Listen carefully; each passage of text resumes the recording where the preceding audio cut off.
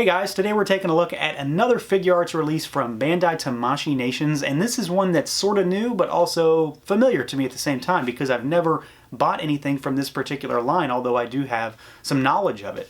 I've bought Figuarts from Sailor Moon, Dragon Ball Z, Metal Heroes, Power Rangers, Teenage Mutant Ninja Turtles, Star Wars, but I've never gotten any Kamen Rider figures. And this is one of, and excuse me if I butcher this is one of the SHINKOCCHOU SEIHou line of figures, a sub-line of figures that is a refresh of existing older Figuarts that need new sculpt, new articulation, just a bit of love to bring them to modern standards, because this line has been around for at least 10 years at this point. And I figured if I was going to jump in, we're going to take a look at kind of the one that I'm most familiar with and the one that I have the most fondness for, Kamen Rider 1, the main guy. So this guy comes in what I think is a pretty snazzy box. Nice, soft, matte finish on this slipcover box with a big shot of Rider 1 on the front. It says Master Rider 1 on the side. And then the back has some product shots as well as a recreation of a scene from the show. So I am very excited to actually tear into this guy and see what he has to offer. So let's pull him out and take a look. Alright guys, so here is Kamen Rider 1 out of the box, and while I'm no expert on Kamen Rider in a general sense, I do know a little bit about this particular show and this particular Kamen Rider. So this is the original Kamen Rider 1. This is not the original suit though. There was a suit number 1 that was around for the first dozen or so episodes of the show. There was a second suit that was around for even fewer, 5 or 6 or 7 maybe, and then this suit is the third and the most iconic suit for Kamen Rider 1, and it was around for at least half the show back in the day. So this is the one that I'm most familiar with. It's the show that I'm most familiar with, but this is obviously the suit that I'm most familiar with just because it's in the show more often. So there's your little history lesson. You know, I'm not an expert, but I do know a little bit about this guy. So we're going to do paint and sculpt and articulation, all that good stuff, and then we'll get into his accessories after that. So as far as articulation goes, this is pretty standard. I mean, I'm not really seeing anything here that's blowing my mind, but he's not really missing anything either. The head can swivel around. We've got up and down action, pretty good backwards action, so he can look up really far.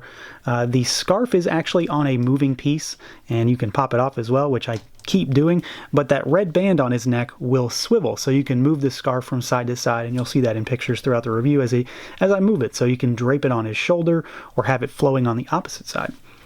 The arms can go out pretty far, they can go all around, so there's nothing to encumber them, there's nothing in the way. We've got a bicep swivel, we've got a standard Figuarts elbow, and then we've got standard Figuarts wrist joints with ball hinges in there. The wrists do turn, but I'm not sure they're supposed to. They are on a peg. I popped them both off by accident, just kind of messing around with the joints on him. So I'm not sure if they're supposed to move. And I say wrists, I mean the forearms, the gloves basically. They can rotate. They're just on pegs, so you know they can, but they also at the same time don't really feel like they should. So I don't know. So your mileage may vary on that one.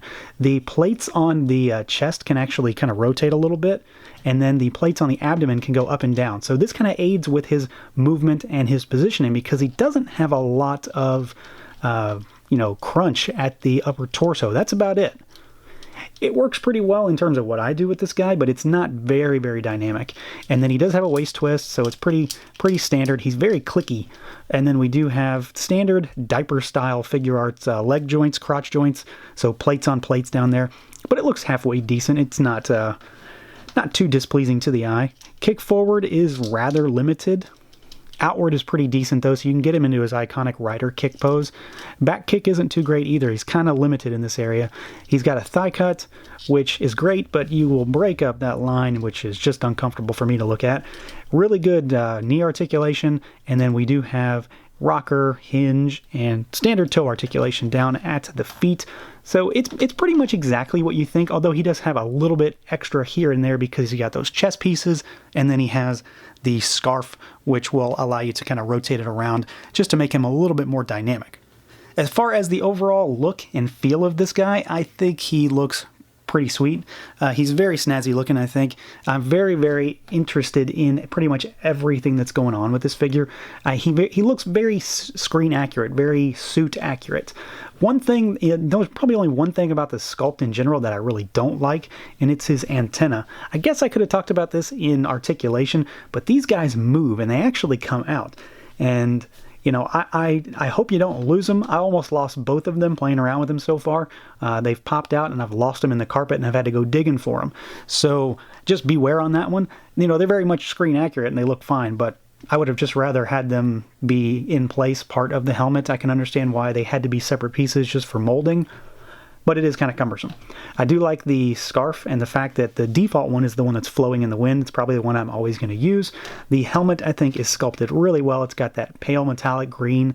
We've got the translucent red lenses in there, which, I mean, he looks like a bug, so I'm very happy with that. We do have the piping that goes down the arms and the legs of this particular figure that is sculpted pretty well in terms of it's got a nice texture to it, and then it's also painted really well. And I think one of the changes with this figure is that the lines go into the joints, so you can see them in the knees, you can see them in the elbow, and then on the shoulders they used a different color plastic for one of the plates inside there. So while it's not perfect, it's not metallic, they did their best to hide that transition, which I think is pretty nice.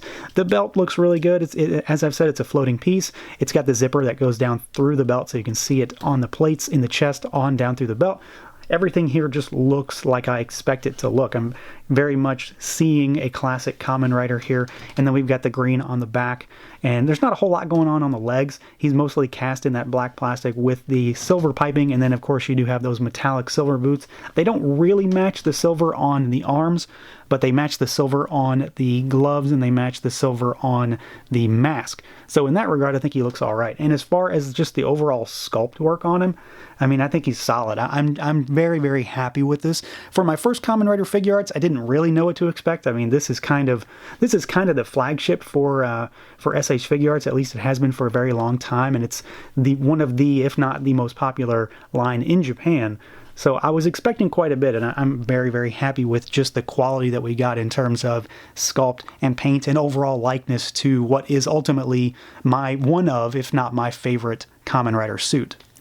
Now, as far as accessories goes, he doesn't have tons. I mean, this is pretty much it, although he's got double that amount of hands. So he comes with 4 extra sets of hands, he comes with an extra scarf, and he comes with, maybe not so surprisingly, what I assume are extra antennae. I don't really know what these are for. I'm assuming they're just replacements if you lose them, because somebody out there has definitely lost these things. I almost did myself. So they come on a little tree so you can replace them.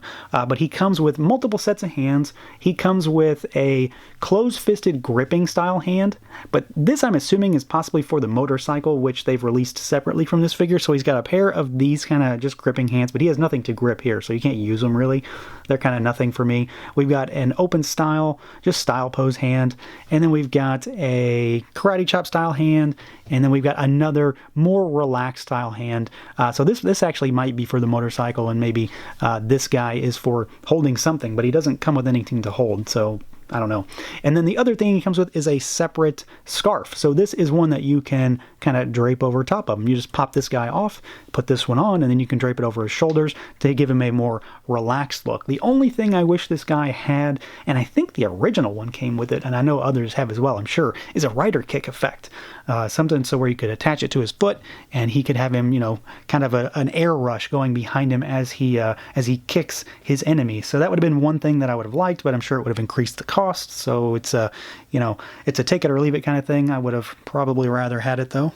So while I don't think this figure is going to make me fall down any Kamen Rider rabbit hole, I am very happy with this purchase. I think it is a overall solid action figure, great articulation, great sculpt, great paintwork, and it's just a fun toy. I love this original Kamen Rider, and this is his most iconic suit.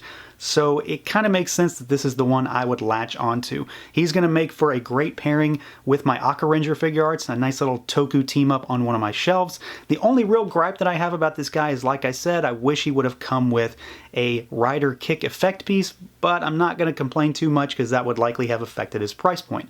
So overall, if you're a KR fan, I'd say this is a must-have. It definitely is one that I'm very glad to have purchased. So that's going to do it for this look at the Kamen Rider 1 Figuarts from Bandai Tamashii Nations. Let me know what you think. Feel free to like, comment, subscribe, and share. Thanks for watching, and until next time, guys.